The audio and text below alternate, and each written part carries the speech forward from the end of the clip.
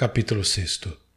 Figura bíblica desta perfeita devoção, Rebeca e Jacó.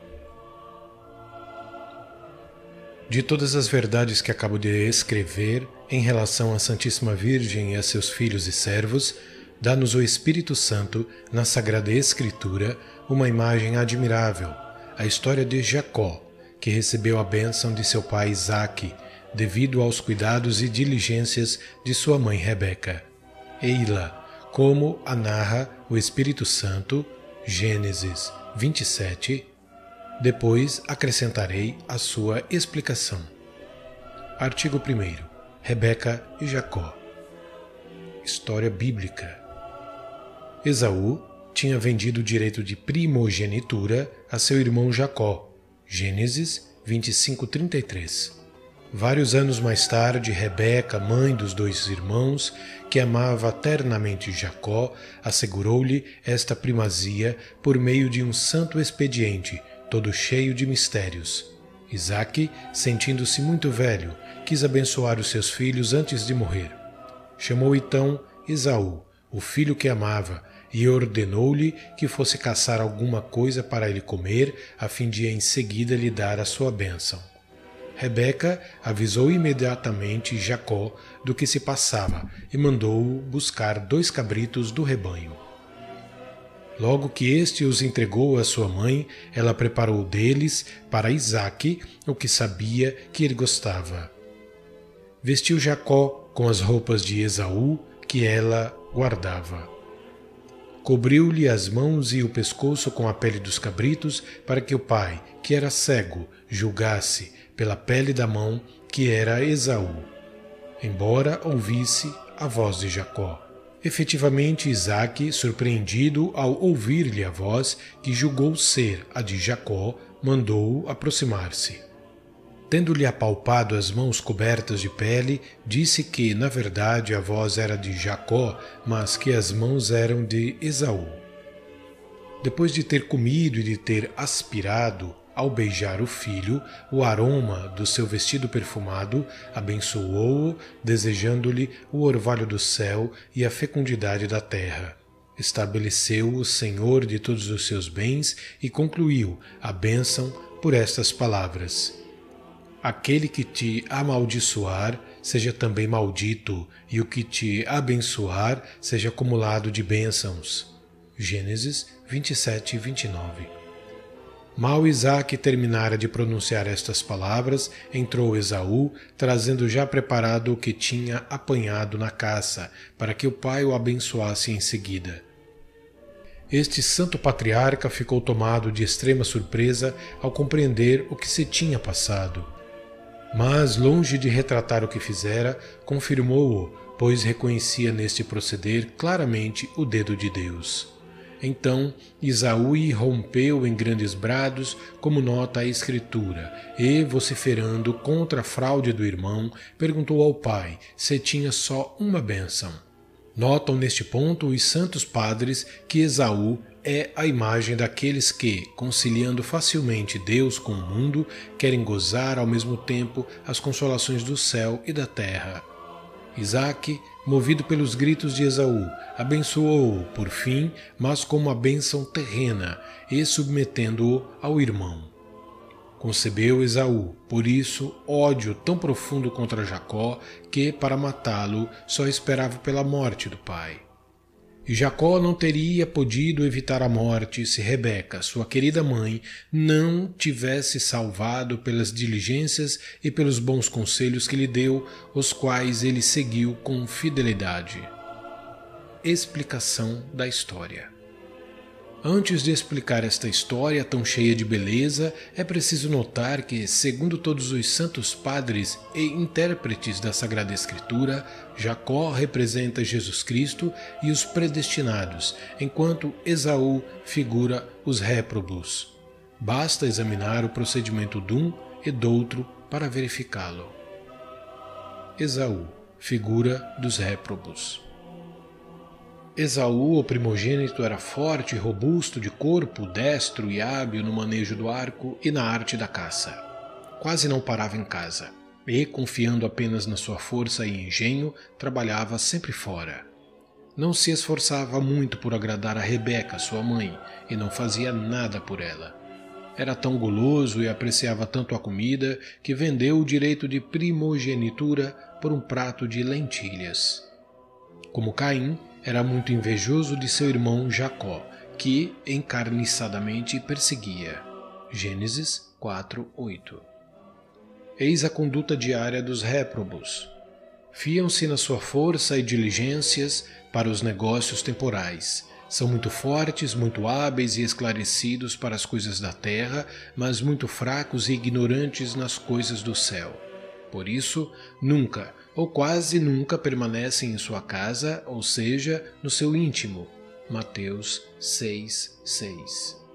O íntimo é a casa interior e essencial que Deus deu a cada homem para que, a seu exemplo, nela habite, pois Deus permanece sempre em si mesmo. Os réprobos não amam o recolhimento, nem a espiritualidade, nem a devoção interior, e têm por espíritos fracos, piegas e selvagens os que são interiores e retirados do mundo, e que trabalham mais interior que exteriormente. Os réprobos pouco se preocupam com a devoção à Santíssima Virgem, Mãe dos predestinados. É verdade que não a odeiam formalmente. Algumas vezes tributam-lhe louvores, dizem que a amam e praticam até alguma devoção em sua honra. Mas de resto não suportariam que alguém a amasse ternamente, porque não têm para com ela as ternuras de Jacó. Acham sempre algo a dizer contra as práticas de devoção a que se entregam fielmente os bons filhos e servos de Maria, para merecer o seu afeto. Não julgam esta devoção necessária para a salvação e acham que basta não odiar formalmente a Santíssima Virgem e não desprezar abertamente a sua devoção. Julgam ter ganhado a estima da Santíssima Virgem e ser seus servos só por rezar ou resmungar algumas orações em sua honra, sem ternura para com ela e sem correção da própria vida. Estes réprobos vendem o seu direito de primogenitura, isto é, os gozos do paraíso, por um prato de lentilhas, que são os prazeres da terra. Riem, bebem, divertem-se, jogam, dançam, sem se preocuparem, como Esaú, de se tornar dignos das bênçãos do Pai Celeste. Numa palavra, só pensam na terra, só amam a terra, só falam e agem para a terra e seus gozos, vendendo por um breve momento de prazer, por uma vã fumaça de honra e um pedaço de terra dura, amarela ou branca, a graça batismal, a veste da sua inocência, a sua herança celeste. Enfim, os réprobos odeiam e perseguem continuamente os predestinados, aberta ou disfarçadamente. Molestam-nos, desprezam-nos, criticam-nos, contrariam-nos, injuriam-nos, roubam-nos, enganam-nos, empobrecem-nos, escorraçam-nos e reduzem-nos a pó. Quanto a eles, fazem fortuna, buscam seus deleites, vivem alegremente, enriquecem, engrandecem-se e levam vida folgada. Jacó, figura dos predestinados.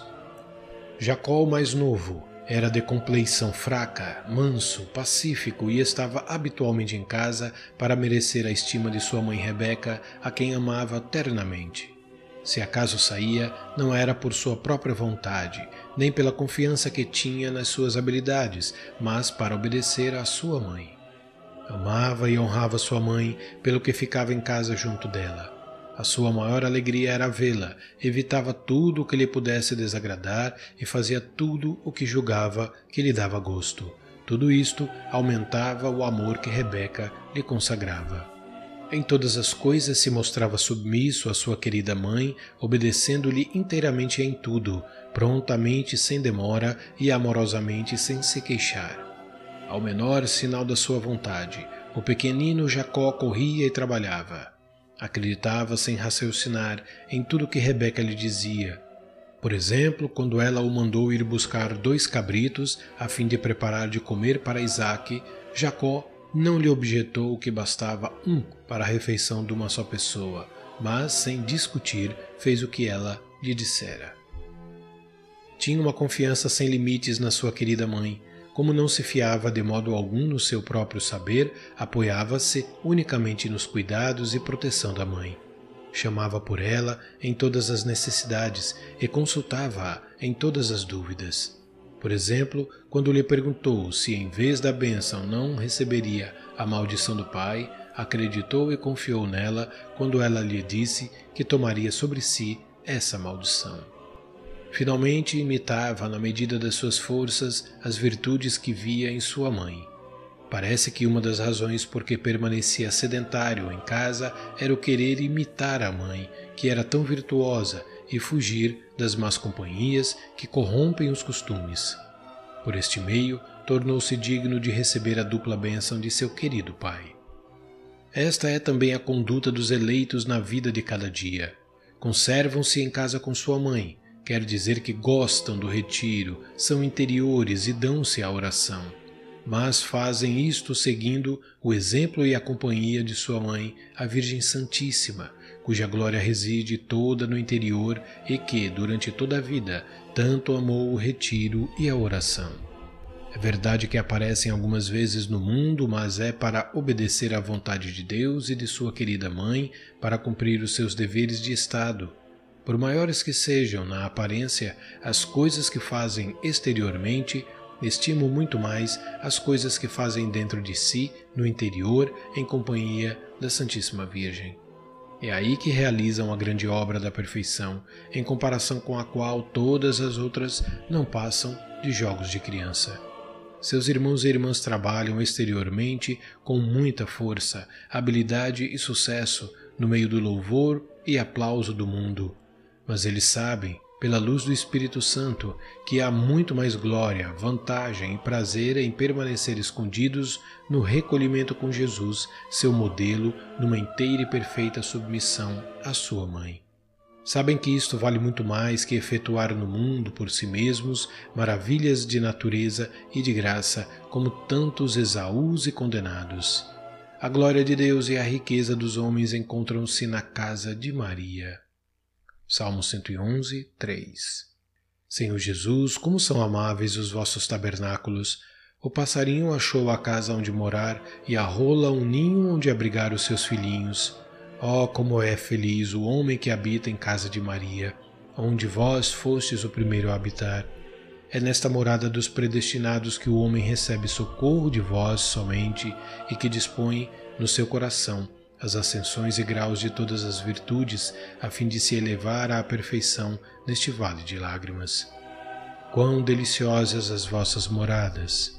Salmo 83, 1, 8. Os eleitos amam ternamente e honram de verdade a Santíssima Virgem como sua boa mãe e senhora. Amam-na não só com os lábios, mas em verdade. Honram-na não só exteriormente, mas no fundo do coração. Evitam, como Jacó, tudo o que pode desagradar-lhe, praticam fervorosamente tudo o que julgam poder atrair a sua benevolência. Trazem-lhe e dão-lhe não 2 cabritos como Jacó a Rebeca, mas o corpo e a alma, com tudo que deles depende e que estavam figurados nos 2 cabritos de Jacó. E isto eles fazem, primeiro, para que ela o receba como coisa que lhe pertence. Segundo, para que os mate e faça morrer para o pecado e para si mesmos, despojando-os da sua própria pele e do seu amor próprio. É por este meio que agradam a seu Filho Jesus, que só quer para serem seus amigos e discípulos os que estão mortos a si mesmos.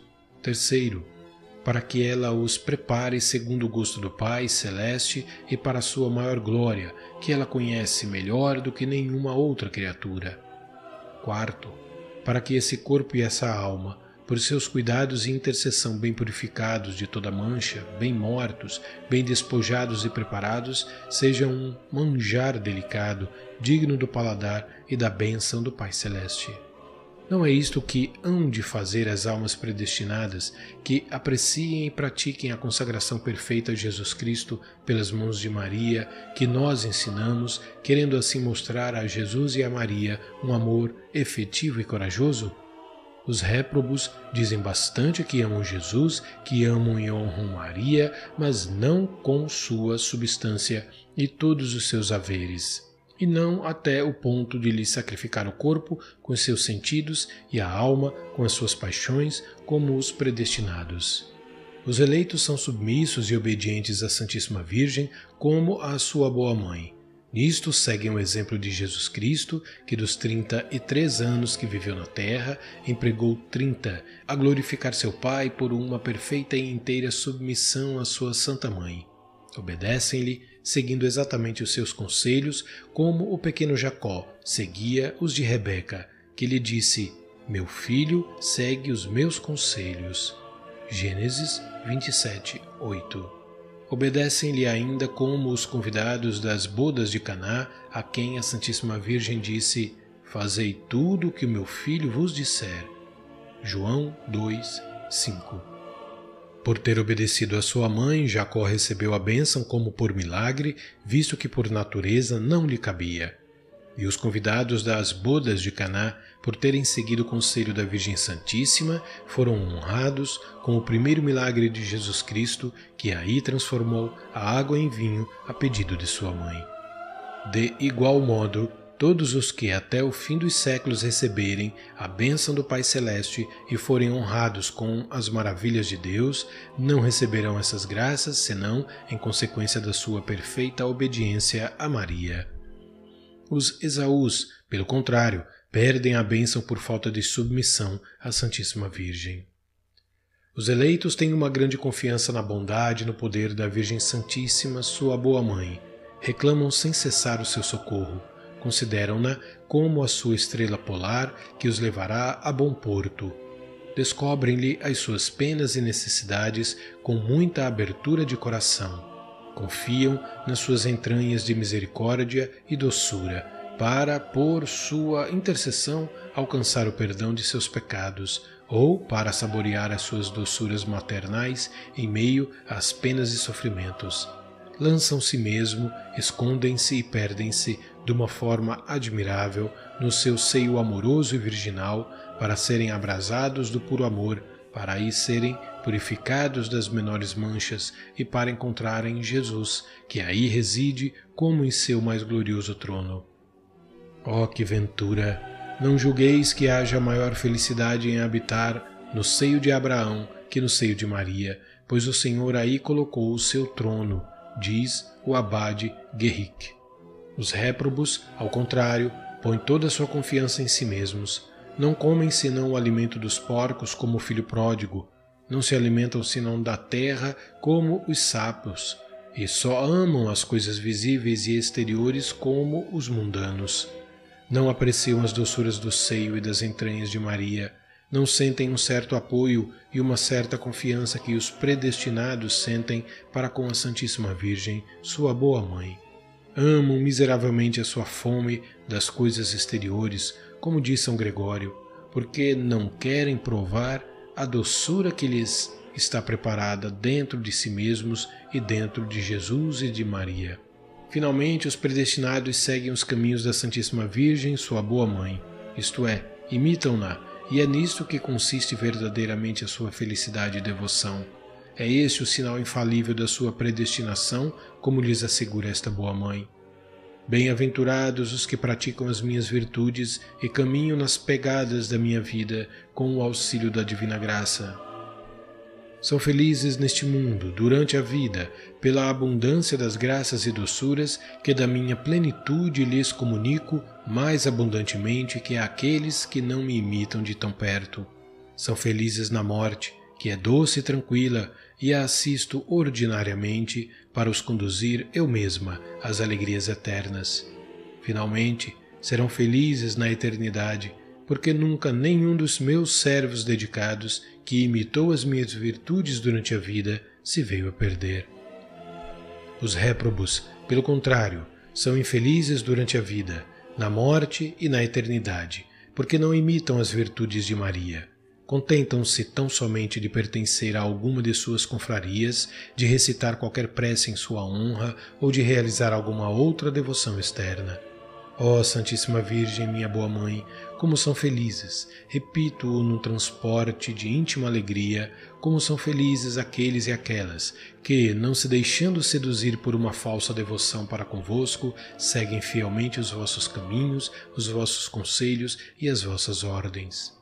Mas quão desgraçados e malditos aqueles que, abusando da vossa devoção, não guardam os mandamentos de vosso Filho. Malditos todos aqueles que se afastam dos vossos mandamentos. Salmo 118, 21. Artigo 2º. Maria Virgem e os seus escravos de amor.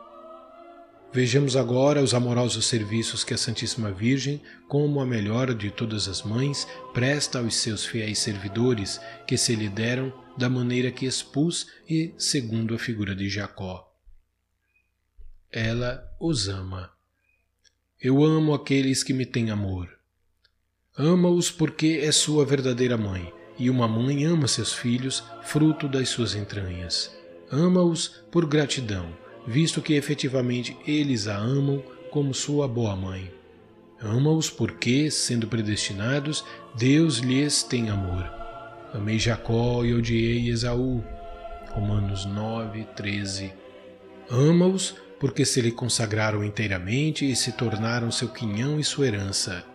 Recebe, Israel, por tua herança. Ela os ama ternamente e com mais ternura que todas as mães juntas. Juntai, se puderdes, num só coração de mãe, e para com um único filho, todo o amor natural que as mães do mundo inteiro têm pelos seus filhos. Certamente essa mãe amará muito esse filho. No entanto, verdade é que Maria ama ainda mais ternamente seus filhos do que aquela mãe amaria o seu. Ela não os ama apenas com afeto, mas também com eficácia.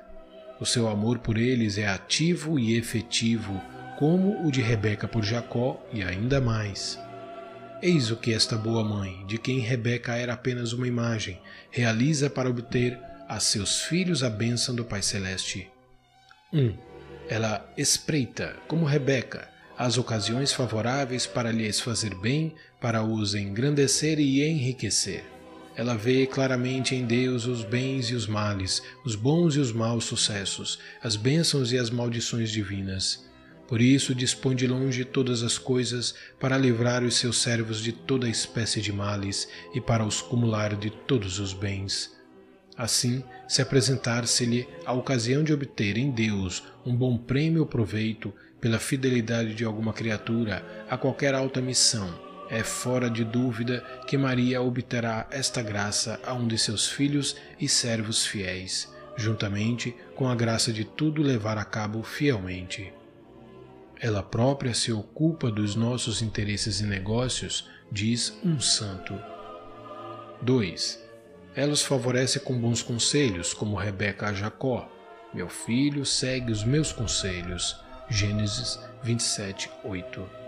E, entre outros conselhos, inspira-lhes o de lhe trazerem 2 cabritos, isto é, o corpo e a alma, para lhe os consagrarem, a fim de que ela prepare um festim agradável a Deus. Inspira-lhes ainda o conselho de fazerem tudo o que o seu Filho Jesus Cristo ensinou com suas palavras e exemplos. Se não é diretamente que lhes dá estes conselhos, dá-lhes pelo ministério dos anjos, cuja maior honra e prazer é obedecer a alguma das suas ordens para baixar à terra e vir em socorro de algum dos servidores dela. 3. Quando lhe levamos e consagramos o corpo e a alma e tudo o que deles depende, sem nada excetuar, que faz esta boa mãe? Aquilo que outrora fez Rebeca, aos 2 cabritos que Jacó lhe trouxe. Primeiro, sacrifica-os, fazendo-os morrer para a vida do velho Adão. Segundo, esfola-os e tira-lhes a pele natural, que são as inclinações da natureza, o amor próprio, a vontade própria e todo o apego às criaturas. Terceiro, purifica-os de suas manchas, impurezas e pecados. Quarto, prepara-os ao gosto de Deus e para a sua maior glória. Como só ela conhece perfeitamente o gosto divino e a maior glória do Altíssimo, também só ela pode aprontar e preparar, sem se enganar, o nosso corpo e a nossa alma segundo esse gosto infinitamente elevado e essa glória infinitamente escondida e eterna. 4. Esta boa mãe, tendo recebido a oferta perfeita que lhe fizemos, de nós mesmos e dos nossos méritos e satisfações, por meio da devoção de que já falei, e tendo-nos uma vez despojado dos nossos velhos hábitos, prepara-nos e torna-nos dignos de comparecer diante de nosso Pai Celeste. Primeiro, reveste-nos com os vestidos apropriados, novos, preciosos e perfumados de Esaú, o primogênito, isto é, de Jesus Cristo, seu filho. Ela guarda essas vestes em sua casa, quer dizer, tem-nas em seu poder, sendo a tesoureira e dispensadora universal dos méritos e das virtudes de Jesus Cristo, seu filho. E Maria pode dá-los e comunicá-los a quem quer, quando quer, como quer e na medida que quer, como já acima vimos. Segundo, envolve as mãos e o pescoço de seus servos com a pele dos cabritos mortos e esfolados, isto é, adorna-os com os méritos e o valor das ações deles mesmos. Ela mata e mortifica o que há de impuro e imperfeito nas suas pessoas, mas não perde, nem dissipa todo o bem que a graça neles operou. Guarda-o e aumenta-o, para fazer dele o ornamento e a força de seu pescoço e de suas mãos, ou seja, para lhes dar fortaleza e levar o jugo do Senhor, que assenta sobre o pescoço, e para operar em grandes coisas para a glória de Deus e a salvação de seus pobres irmãos. Terceiro, ela dá um novo perfume e uma nova graça a essas vestes e ornamentos, comunicando-lhes as suas próprias vestes, quer dizer, os méritos e virtudes que ela lhes legou em testamento ao morrer, como diz uma santa religiosa do século passado, morta em odor de santidade e que o soube por revelação. Deste modo, todos os seus domésticos, fiéis servos e escravos, estão duplamente vestidos com vestes de seu filho e as suas. Todos os seus domésticos trazem vestidos forrados. É por isso que não tem a recear o frio de Jesus Cristo, branco como a neve, que os réprobos, inteiramente nus e desprovidos dos merecimentos de Jesus Cristo e da Santíssima Virgem, não poderão suportar. 5.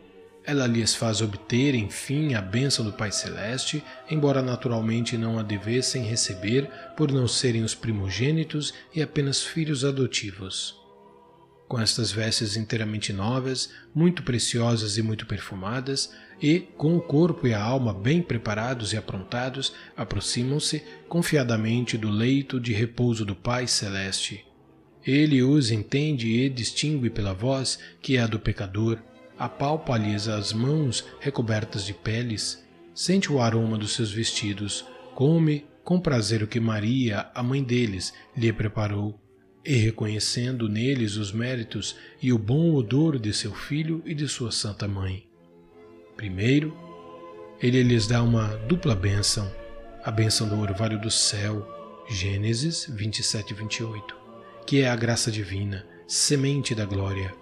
Deus abençoou-nos em Jesus Cristo com toda a bênção espiritual, Efésios 1, 3. E a bênção da fecundidade da terra, Gênesis 27 e 28, isto é, este Pai bondoso dá-lhes o pão cotidiano e uma suficiente abundância dos bens deste mundo.